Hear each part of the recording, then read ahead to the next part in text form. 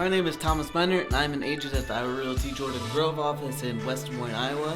And this is my life as an agent. And this week I wanted to talk to you about a question I get all the time. So how much do you actually do? So instead of assuming that they're insulting me, I normally tell them what a normal week looks like for a real estate agent. And that's exactly what I'm going to talk about on this video today. What does a regular week look like for a real estate agent? I also wanted to talk about a breakthrough I had when it came to scheduling and to-do lists. So to provide a little bit of context, background information, I left a sporting goods store where I sold shoes to pursue this career of real estate. A retail schedule is really easy, super simple. The company tells you when to show up, you clock in, and you do one of two things. You either sell shoes or you work on a store-related project. Pretty simple as that. Fun fact, I still have dreams to this day that I'm trying to sell someone shoes, but every time I go into backstock, I can't find their size at all. Just thought you should know. Real estate is a lot different. Being a realtor is broken up into two different types of work. You're either working in your business or you're working on your business.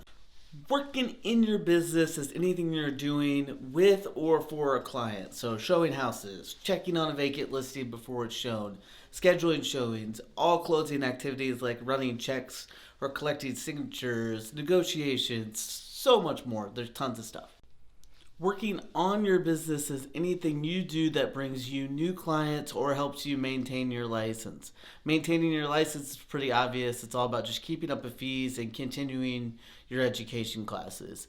Lead generation can be so many things. You can do open houses, cold calling, networking, hanging out with your friends and family, developing online leads and ads, developing direct mailers, door knocking. This list goes on and on. The key thing with lead generation is doing whatever you feel comfortable with and thinking about what kind of client you want. I, for instance, have two towns that I love to work in. Shout out to Norwalk and shout out to West Des Moines. And there is nothing that makes me happier in this world than helping my friends and family with real estate. So that is basically what a real estate agent does all the time. The hours can vary depending on how many active clients you have. But here's the breakthrough I have. The most important part about getting stuff done is not what you need to get done, it's when you will actually do it. When I first started out, I focused way too much on a big checklist, a big to-do list, and it basically overwhelmed me until I started time blocking every hour of my day. I set a time block schedule at the beginning of the week, every week, and now I even know when I'm going to eat during the day. If you want to know what it looks like, you can message me, but one hint I will give you when you're setting up this time block is to give yourself a few flex hours. Stuff always comes up unexpectedly when you're working in real estate. You never know what's going to happen, and it's so much easier to move a project from one day to another, but still get it done this week.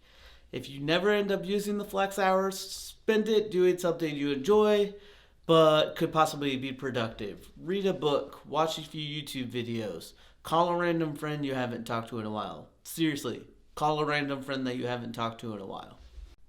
Okay, now for the weekly recap. As far as the weekly recap, I didn't really have an extremely busy week, so I don't have a ton of pictures to share to you. I did show some awesome condos downtown, but I'm stupid and I forgot to take pictures of it. So I'll just end the video with the Facebook Live that I did at an open house of mine that I featured part of a home that not a lot of people really talk about. So I wanted you guys to see that and enjoy it. Have a good week. Hey guys. I am Thomas Mineart. I am an agent at the Iowa Realty Jordan Grove office, and right now I am not live in just some random basement. I was going to say creepy, but it's a new construction home, so new construction home basements for some reason aren't as creepy and haunted. The ghosts aren't here yet, but that's besides my point. My point is this. It's quiet. It's really, really quiet. The furnace is actually running. I'm gonna flip. It's actually running right now. And it's one of the quieter furnaces I've ever been around. New construction, that's a plus too.